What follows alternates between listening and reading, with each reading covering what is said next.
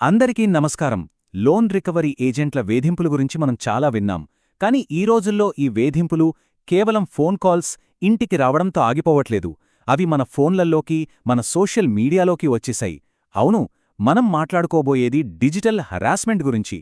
మరి దీన్నుంచి మనల్ని మనం ఎలా కాపాడుకోవాలి, ఈరోజు వివరంగా చూద్దాం. ఒక్కసారి ఆలోచించండి.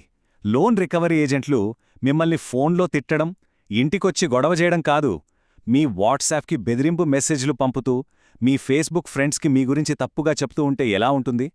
అసలు ఈ వేధింపులు ఆన్లైన్కి మారితే ఏం జరుగుతుంది? ఇదే ఈరోజు మన చర్చకు మూలం. ఎందుకంటే ఇది చాలామంది ఎదుర్కొంటున్న ఒక సీరియస్ సమస్య. సరే, ఈరోజు మనం ఏమేం విషయాలు మాట్లాడుకోబోతున్నామో ఒకసారి చూద్దాం. ముందుగా, ఈ వేధింపులు డిజిటల్గా ఎలా మారాయి, వాళ్ళు ఎలాంటి పద్ధతులు వాడుతున్నారు, మనల్ని మనం కాపాడుకోవడానికి ఎలాంటి చట్టాలున్నాయి, ఒకవేళ ఇలాంటి పరిస్థితి ఎదురైతే మనం ఏం చెయ్యాలి అనే 5 దశల ప్లాన్, ఇంకా చివరిగా ఈ వేధింపుల నుండి బయటపడటం ఎలా అనే విషయాలు చూద్దాం. రైట్, ఇక మన మొదటి విభాగానికి వచ్చేద్దాం. అదేంటంటే ఈ వేధింపుల యొక్క కొత్త డిజిటల్ రూపం. అసలు ఒకప్పటి లోన్ రికవరీకి ఇప్పటికీ తేడా ఏంటి? ఇది కేవలం కాల్స్, విజిట్స్ని దాటి ఎంత దూరం వెళ్ళిందో చూద్దాం. ఒకప్పుడు రికవరీ అంటే ఫోన్ చేసి మాట్లాడటం, మహా అయితే ఇంటికొచ్చేవారు. కానీ ఇప్పుడు సీన్ మొత్తం మారిపోయింది. ఇప్పుడు ఏజెంట్స్ పంపిస్తున్న బెదిరింపు మెసేజులు, సోషల్ మీడియాలో మన పరువు తీసేలా పోస్టులు పెట్టడం, ఇంకా దారుణంగా మన పర్మిషన్ లేకుండా మన ఫోన్లోని కాంటాక్ట్ లిస్ట్ని యాక్సెస్ చేసి మన ఫ్రెండ్స్కి, ఫ్యామిలీకి కాల్స్ చేయడం, ఇవన్నీ ఇప్పుడు సర్వసాధారణమైపోయాయి. ఈ మార్పుని మనం ఖచ్చితంగా గుర్తించాలి.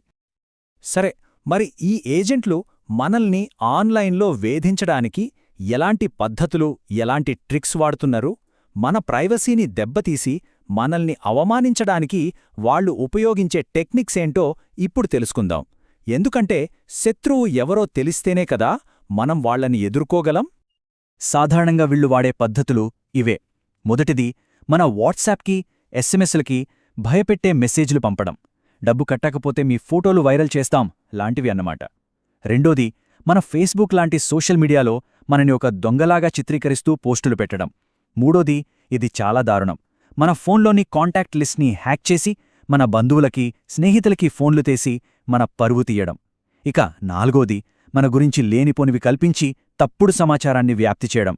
గుర్తుంచుకోండి, ఇవన్నీ కూడా చట్టప్రకారం నేరాలే.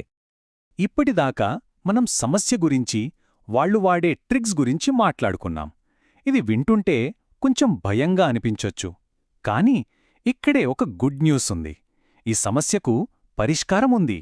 మనల్ని మనం కాపాడుకోవడానికి మన దేశంలో చాలా శక్తివంతమైన చట్టాలున్నాయి. వాటి గురించి ఇప్పుడు చూద్దాం. ఒక్క విషయం మాత్రం బలంగా గుర్తుపెట్టుకోండి, చట్టం ఎప్పుడూ బాధితుల పక్షానే ఉంటుంది. ఈ విషయంలో చట్టం మనవైపే ఉంది. ఈ ఒక్క మాట మనకు చాలా ధైర్యాన్నిస్తుంది కదూ.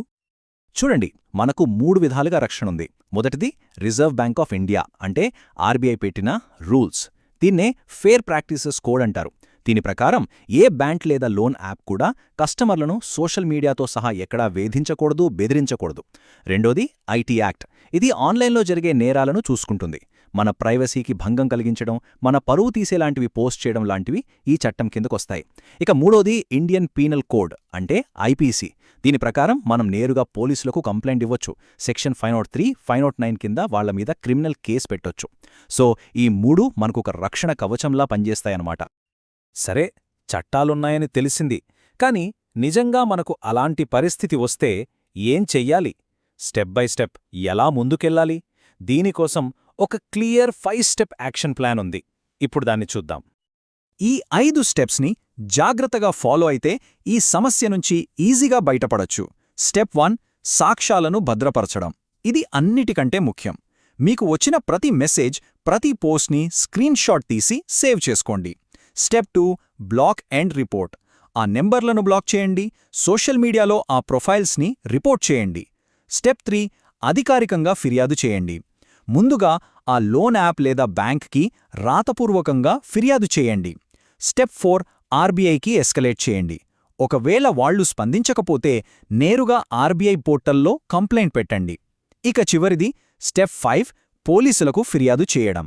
వేధింపులు మరీ ఎక్కువైతే అస్సలు ఆలస్యం చేయకుండా దగ్గర్లోని పోలీస్ స్టేషన్లో సైబర్ క్రైమ్ విభాగంలో ఫిర్యాదు చేయండి.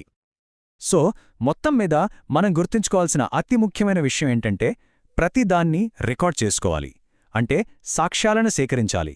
ఇంకా ఏమాత్రం ఆలస్యం చేయకుండా వెంటనే చర్యలు తీసుకోవాలి. మనం మౌనంగా ఉంటే వాళ్లకి మరింత ధైర్యం వస్తుంది. ఇక మనం ముగింపు దశకు వచ్చేశాం. మనం ఇవన్నీ ఎందుకు చేస్తున్నాం? మన అంతిమ లక్ష్యమేంటి?